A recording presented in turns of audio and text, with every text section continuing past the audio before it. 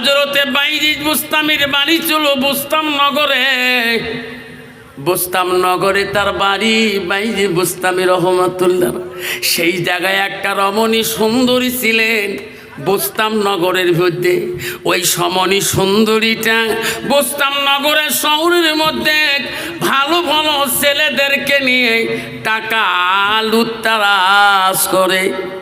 বুস্তাম নগরের কেলেঙ্কার মেয়েটার সাথে গ্রামের যত ছেলে আছে গো সব ছেলেরা যায় মেয়েটার সাথে খারাপ ব্যবহার করে।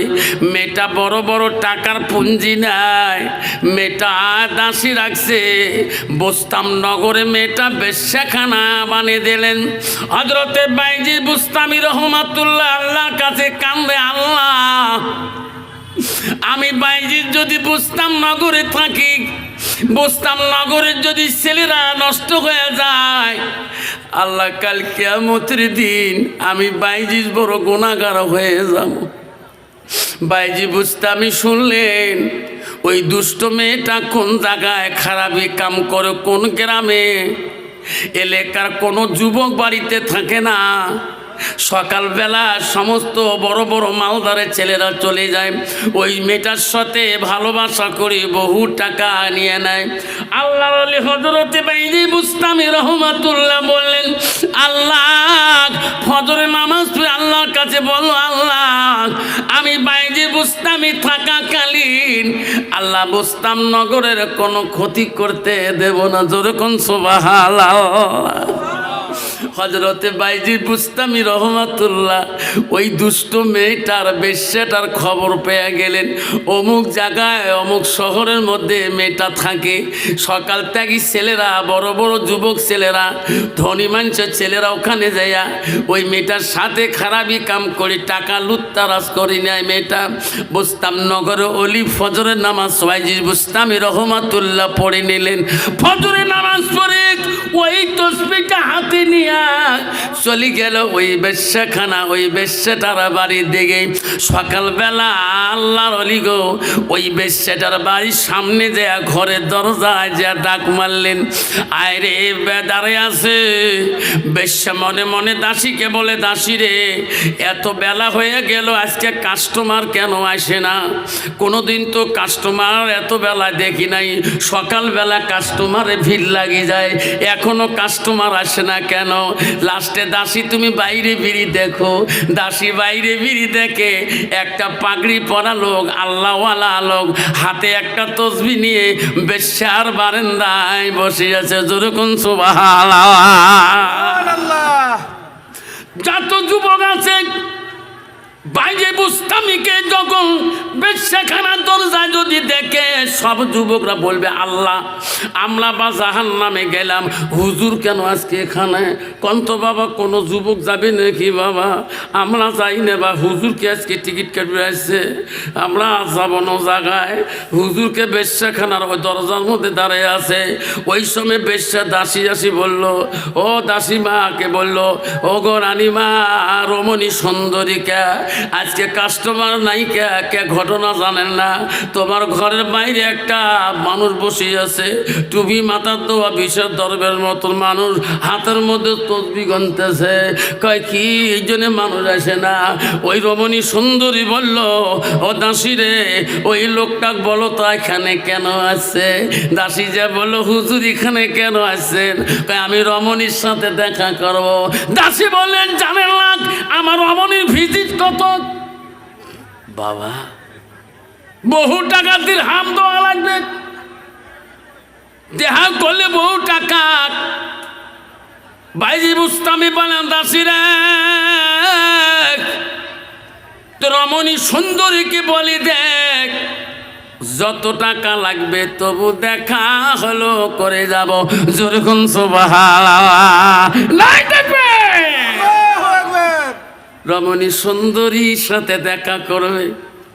ওই দাসী যে বলল, রমণী গো আপনার 1 ঘন্টার ভিজিট যত টাকা লাগবে অত দিরহাম দিয়ে দেবে। আপনি রাজি হবেন কি না? রমণী সুন্দরী বলল, উনি যদি আমার ভিজিট দেয় কেন দেখা করব না?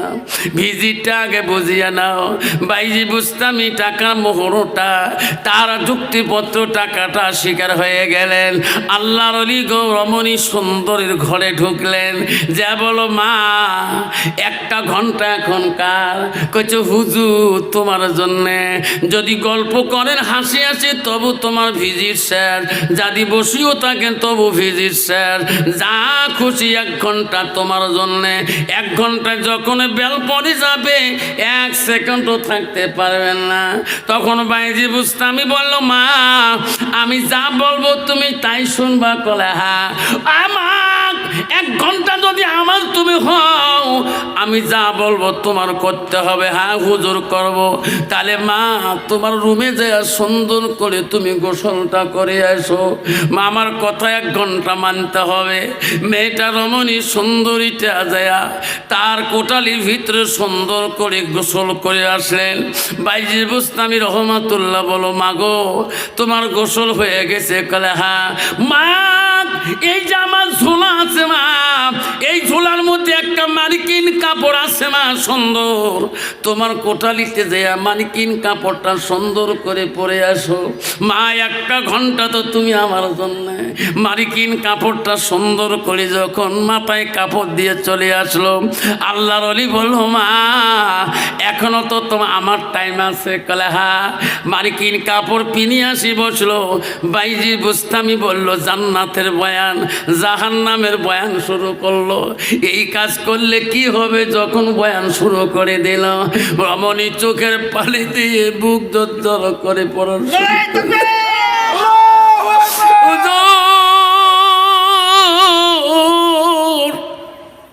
এতদিন কোথায় ছিলেন? আমাকে এতদিন আগে কেন আসি দেখা করেন?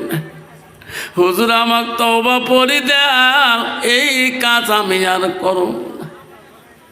হযরতে বাইজি বলো, মা তুমি হাত তোলো মা, আমি দোয়া করি দেই রে মা, আল্লাহ তোকে ক্ষমা করবে, তুমি তওবা করে না। আল্লাহ বলছে বান্দারে তো বল আল্লাহ তাওবাতুন নাসুহা। আল্লাহ বলছে বান্দা যখন একবার ভুল করে তওবা করে নেয়, আমি আল্লাহ তওবাকারীকে বেশি পছন্দ করি। যেরকম সুবহানাল্লাহ।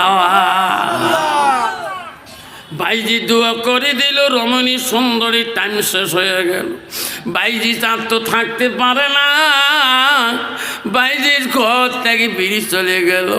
রমণী সুন্দরী বলে, হুজুর গো আপনার কাছে আমি মুরিদ হয়েছি, তওবা করেছি গো হুজুর, আর এই জাহান্নামে ঘরে থাকবো না গো, তোমার সঙ্গে চলে গেলাম, আল্লাহ যাতে আমার জান্নাতের পথ দেখে দেয়।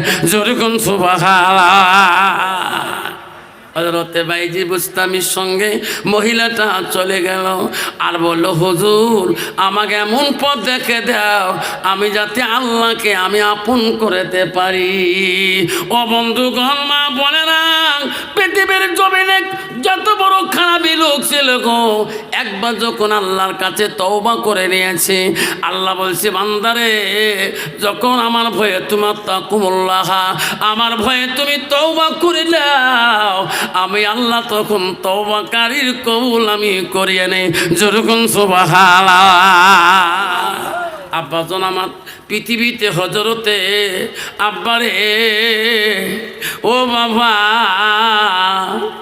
ও সোনা কত অলি ছিল হযরতে মালিক বিন দিনার রহমাতুল্লাহ। হযরতে মালিক বিন দিনার রহমাতুল্লাহ রাস্তা দিয়ে যাক, গেতে গেতে তার ভক্তবিন্দুদের বাবা হযরতে মালিক বিন দিনার রহমাতুল্লাহ বিশাল এক আল্লাহর অলি ছিল গো। 100 বার তার জীবনে মাবুদির সঙ্গে তারা দিদার হয়। যেরকম সুবহানাল্লাহ। হযরতে মালিক দিন রহমাতুল্লাহ রাস্তা দিয়ে গেতে গেতে সামনে দেখে একটা বিশাল নদী দেখা যায়, তার ভক্ত বন্ধুর বাড়িতে চলে যাবে। নদীর কিনারে নদীর ঘাটে আল্লাহর ওলি মালিক বিন দিন রহমাতুল্লাহ যা দেখে একজন দাড়ি মাঝি নাও নিয়ে বসে আছে। মালিক বিন আল্লাহর ওলি বলে, মাঝি রে, আমার নদীটাকে পার করিয়ে দাও রে বাবা। মাঝি বলছে, হুজুর আমি নদীর ঘাটের মাঝি, আমার মানুষ পার করা হলো আমার কর্তব্য। যেরকম সুবহানাল্লাহ।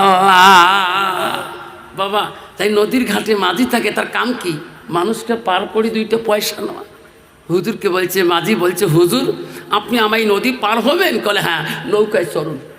যখন নৌকায় মালিক আল্লাহর ওলি মালিক বিন দিনার রহমাতুল্লাহ যখন নৌকায় চড়ছিলেন, অর্ধেক নদী যখন গেছিলেন, তখন মাঝি বলছে, হুজুর তোমার তো গন্তব্য জায়গা ঘাট পেয়ে যাবে, পয়সাটা বাইর করো। কি চাইবে? পয়সা। আমি এই আদাবাড়ি ঘাট পার হচ্ছিলাম প্রায় 10 বছর। আমি মোটরসাইকেল 4 টাকা পাস করছিলাম, অর্ধেক নদীতে ড্রাইভার একটু স্যালোর পিকআপ কমে দিয়ে ভাড়া তোলে। বেশি দূরে গেলে ভাড়া হারে যাবে, তাই ভাড়া তোল পিকআপ কমে দেয়, যাতে ঘাটও যায় ভাড়াও শেষ হয়ে যায়। যেরকম ঠিক না ঠিক? তা হুজুর মাঝি বলছে, হুজুর পয়সা দাও, আপনার গন্তব্য জায়গা পেয়ে যাবে না। হুজুর বলছে, বাবা আমার কাছে তো পয়সা থাকে না, আমি তো পয়সা নিয়ে ঘুরি না, আমি দোয়া নিয়ে ঘুরি। তোর জন্য দোয়া করব, তোর জীবনে অভাব হবে না। যেরকম সুবহানাল্লাহ। মাঝি বলছে, না না না, চলবে না। কেন? আমি দোবার জন্য নৌকা চলাই না। হুজুর পয়সা দাও, পয়সা দাও। আমি পয়সা জ্বালাই নদীর মধ্যে নাও বইটাই। হুজুর বলছে, বেটা রে, আমি তোর জন্য দোয়া করে দেব বাবা, আল্লাহ তো জীবনে অভাব দিবে না। যেরকম সুবহানাল্লাহ। মাঝি চিনতে পারে নাই ইনি কোন হুজুর। বারবার মাঝি বলে, হুজুর পয়সা যদি এইবার বাইর না করেন, নৌকার মধ্যে রশি আছে, নৌকার মধ্যে রশি বাড়ি করবো, হাত বাঁধো পা বাঁধো, নদীর মাঝখানে ফেলে দেব, কিন্তু পয়সা ছাড়া নদী উপার করে দেব না। আল্লাহর ওলি কি গালি দেয়? আল্লাহর ওলিরা বড় নরম মেজাজি, নরম সুরে কথা বলে। বাবা রে, বাবা পার করে দাও, দোয়া করে দিন, আল্লাহ তো জীবনে কোনোদিন অভাব রাখবে না। মাঝি চিনতে পারল না, যখন রশি বাড়ি করলো, নদীর সব প্রাণীরা